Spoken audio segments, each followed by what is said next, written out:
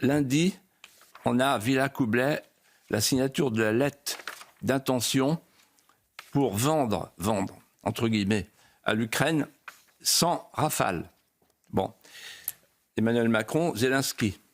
Bien. Qu'est-ce que ça veut dire? Ça veut dire qu'en fait, on adopte un statut de belligérant. C'est extrêmement grave. Mais surtout, en fait, qui va payer? On a déjà payé 21 milliards à l'Ukraine. Les Français ne savent pas ça. Ça n'a pas été voté.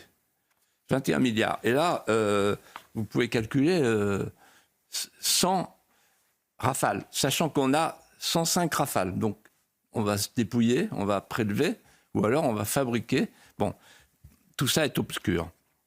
Le mardi, on a la déclaration du général Mandon. Voilà, c'est une honte. C'est une honte. Et je vais vous dire pourquoi. Il y a un double paradoxe. Aujourd'hui, il nous dit la force d'âme, c'est de s'occuper de l'Ukraine. Moi, je dis la force d'âme, c'est de s'occuper de la France.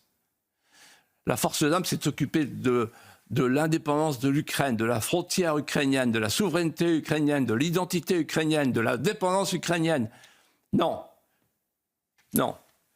Moi, je veux m'occuper de la France, de l'indépendance de la France, de la frontière française, de la souveraineté française.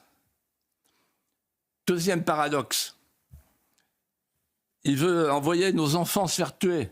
Mais nos enfants, ils sont déjà tués dans les banlieues.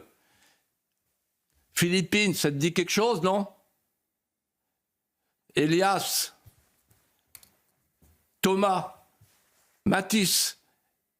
C'est-à-dire que chez nous, on a le terrorisme, on a une guerre déjà chez nous. Et vous voulez l'exporter ailleurs, la guerre? Où? En Ukraine, ça ne nous dit rien, l'Ukraine. Parce que vous ne voulez pas qu'on parle de la Seine-Saint-Denis, alors vous voulez nous emmener mourir au Donbass? C'est une honte. Voilà. Et ensuite, le jour d'après, on a quoi? On a le kit, vous voyez, le kit anxiogène, où on nous explique, si tu vas aux toilettes, il ne faut pas prendre du papier journal, il faut prendre du papier de soie. Vous avez vu le truc incroyable, on n'y avait pas pensé. Hein, bon, voilà. Ils se foutent de notre gueule. Bon.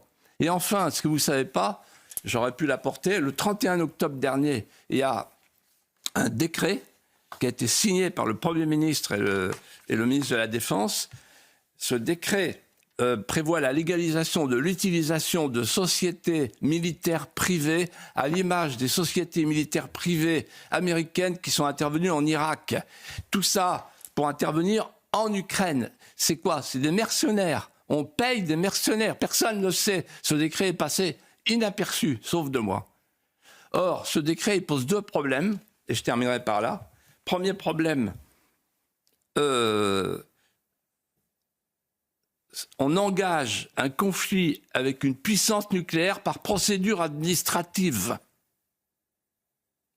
Vous voyez la gravité? Et deuxièmement, c'est la privatisation rampante de la politique étrangère de la France, c'est-à-dire c'est la diplomatie militaire par l'intermédiaire de sociétés privées de mercenaires qui gagnent du fric sur le dos des contribuables. Qui en a parlé de ça? Voilà. Donc c'est une honte. Ce général, il faut qu'il démissionne. Il est pire que le général Gamelin. Il veut nous emmener à la guerre, il veut nous faire tuer avec son chef, le chef suprême, parce qu'ils sont tellement paniqués, parce qu'ils ne savent plus quoi faire pour rattraper les Français. Et pour rattraper les Français, ils veulent nous emmener en guerre en Ukraine. Alors que moi je dis, mais la Russie ne veut pas nous faire la guerre. Et il faudra bien qu'un jour on se réconcilie, comme le font les Américains avec les Russes. Il faudra qu'on parle avec les Russes. Donc c'est absurde de couper l'Europe en deux et de jeter la Russie dans les bras de la Chine. Ayons un peu de sens géopolitique, prenons la bonne hauteur et il faut se débarrasser de ce président de la République qui a perdu la raison.